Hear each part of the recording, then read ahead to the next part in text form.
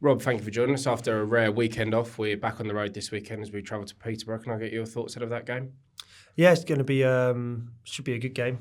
Peterborough play some really good football. They're expansive, got a lot of young players, a lot of energy, and yeah, it's going to be a difficult game, but one we're looking forward to. I think our mindset is just to enjoy the challenge every time we come up against these so-called bigger clubs and the experiences and the travel. And I think it's going to be another good day for the club and another good day for us in terms of going and challenging ourselves against what is a very well-established League One Championship club over the last few years.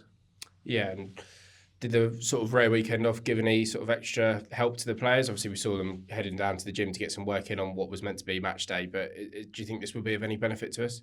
You know what? You're sort of yes and no. You always want to keep going, keep the momentum going, but missing 10 days between the games, not the end of the world. Means we have a little bit more rest as well. Obviously, Tuesday was a massive effort against Charlton, so you can look at it two ways. You get a bit of extra rest, and the lads have trained really well yesterday. They worked hard on Saturday and in the gym, and the attitude was tremendous considering you get yourself geared up for a game and then it gets called off. But and rightly so, obviously with the conditions we saw all over the country, it was horrendous. So we just got to make sure we take all that little bit of extra energy we was able to conserve and use it on Saturday. Yeah, is there a sort of difficult decision to be made when, the decision was made as early as it possibly could, but naturally at 10 o'clock on a Saturday, it is quite late notice in terms of you are in match day mode. Is it quite a difficult decision to decide, where to go? Do you just sort of call it off, get the players to stop travelling in before they leave, or is it an easy decision to sort of still come in and get some work done? Yeah, it makes sense because obviously everyone's preparing to come in for, say, 12:30, 1 o'clock anyway. So very fortunate with the gym that with Ricky speaking to the guys at the gym who managed to get us in, which was brilliant of them. So we just kept the same schedule, but then obviously just went to the gym instead of the game. So obviously was made aware a little bit before it was called off that there might be a potential that the game would be off. So we just have sort of a bit of planning, and then with the conditions, there was no way you could go and train anywhere because it was bad enough that the game's called off. You're not going to be able to train, so we just thought the best thing to do is give the lads a tough gym session. They worked in groups of teams and stuff like that, so it's a bit of team bonding, and just get that sort of spike of as close as you can to a Saturday. So yeah, and then the lads get the little bit of an extra weekend to themselves and. Sort of you've got to look at the positives really, a little bit more time with family and give the bodies a little bit more time to rest and a couple of injured players a bit longer to recover, ready for maybe when the game's rearranged. Yeah, and on the flip side of that, Peterborough had a later game than the Saturday. Obviously, they played on Monday night, losing to Northampton. So do you think that has any potential benefit, or is that just sort of a myth that we haven't played and they've sort of played on the Monday? Yeah, I think you can read into it too much sometimes. When you're winning every week, Saturday, Tuesday can't come quick enough. When you're not doing so well, Saturday, you want it to be even longer. So, no, I don't think there's too much in it. I think, obviously, yeah, they did lose on Monday, but I don't think it was a case of... I didn't think it was a poor defeat. I thought they were excellent. Obviously, they had a couple of good chances. They could have got something from the game, and I think they've always been competitive. They've always been high goals. They've always been high goal scoring. Create a lot of chances individually and as collective as a team. The way they play, and yeah, they do obviously concede a lot of chances as well. But that's more the nature of their play. Like I say, Darren's been there for years. He's a legend there, and he develops young players, takes them from non-league and. They're probably one of the best in the last 5-10 years of developing talent, especially the attacking players. It'd be really good. It'd be a really good test for us to go there and sort of try and give another good account of ourselves like we did at Charlton. I just think the most important thing is that we set the bar in terms of where our physical output is and sort of the metrics we want to hit, because Charlton was physically our best performance of the season and it coincides with a fantastic win. And I think the lads are... what we're asking them to do in training, the way we're asking them to train, the type of runs we want them to make, the lads are really grasping that and taking it in their stride, and it's adding to the performances and the results. Perfect. Thank you. Looking at the table, Peterborough are one of the teams you can actually go above if you win on Saturday. It is insanely tight, that table, isn't it? It's crazy. Yeah, it's carnage really, isn't it? Yeah. And I think the table never really settles down till probably February, because again, January the window opens and it becomes crazy again because a lot of changes, teams will strengthen, they'll lose players, whatever it may be. So the big thing for us, and especially for myself and my experiences in football, is you just have to look at game on game. You don't have a peek at the table really, because it doesn't really mean anything. I think we've gone from nearly mid-table to 4th, 5th bottom, whatever it's been the last few days, without even playing a game. So it doesn't take away from the work we've done, the run we've been on.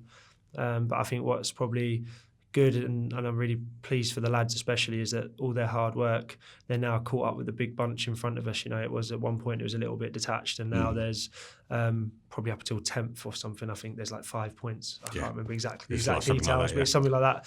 And that's obviously good for the lads, because I think it gives them confidence going into games that they can really start to see the positives from the results and the points, and start seeing themselves catch up and feel like they're in the pack, rather than sort of always looking up. Yeah. They've got Poku, their top scorer. He's out for 3 months now, apparently. What other sort of dangers have they got on the pitch at Peterborough? To be honest with you, I think it depends on what they go with. They go with the 2 strikers, they play with the 10. I think the thing with Peterborough is they can score from anywhere, especially from wide areas. When they isolate you, they try and switch the ball and isolate in wide areas. So our 1v1 battles have got to be really good. And in terms of balls coming in the box as well, they get the ball in, but they don't just put the ball in there, they put it in with real quality. So look, there's not really one particular person. Obviously, Poku's a massive miss, because anyone would miss their top goal scorer. But I think the strength of Peterborough is the fact that they've got so many players that can come in and that can affect it. And I think the big thing for us is that, we have to, not only do we want to try and hurt them, but first and foremost, we've got to try and nullify them and respect what they can do and how good they are in possession.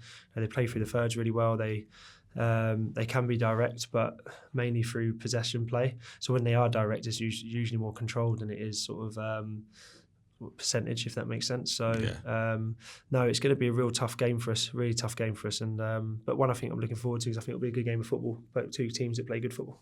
Yeah, and injury-wise for yourselves, anybody due back? Dion and Junior have trained. This is their first full week back in training. Don't know if it'll be too early to see them on Saturday, but going into the Christmas period, it'll be brilliant to have them back within the squad. It's obviously like Dion's been out. Obviously, he's been really unlucky with his injury.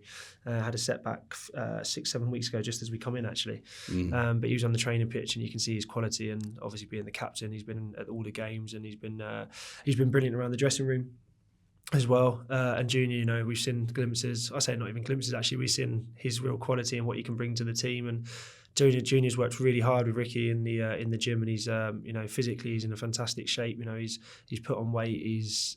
He's working hard. He's working on the things he needs to work on to make himself more robust, because we know he's got the quality. So to be able to have sort of our captain back and have sort of Junior back in the attacking option is going to be brilliant for us. But we'll just have to assess Saturday and see if that's viable or not, because we don't want to rush them back too much and miss out on them, especially with the amount of games that are coming up in the next few weeks or so. Yeah, when Dion does come back, it's going to be some tough decisions for you. Obviously, good decisions to have, because Joy, Charlie, and Toby have all been magnificent so far, haven't they? And obviously, Josh was very good before his unfortunate injury. It's going to be some tough decisions, isn't it? Yeah, there is, but that's the nature of it. But I don't think they're even tough at this moment in time. It's not going to be tough decisions when you've got 5 games in 11 days. So I think it's probably perfect timing for us as a squad, because we probably needed, Toby, Joy and Charlie have probably played too much in terms of we couldn't even rest them for some of the Bristol Street Motors games, etc. So and obviously the only reason Toby missed the game was because of the suspension.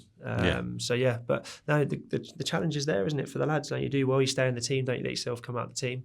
And obviously we know what an excellent player Dion is, and obviously the qualities he brings. So for me, it's not so much of a tough decision, but just knowing that we've got a stronger squad and that there's more depth, because we know we're going to need it because of the nature of this league. And like we seen with Flinty, who was exceptional for us before his injury.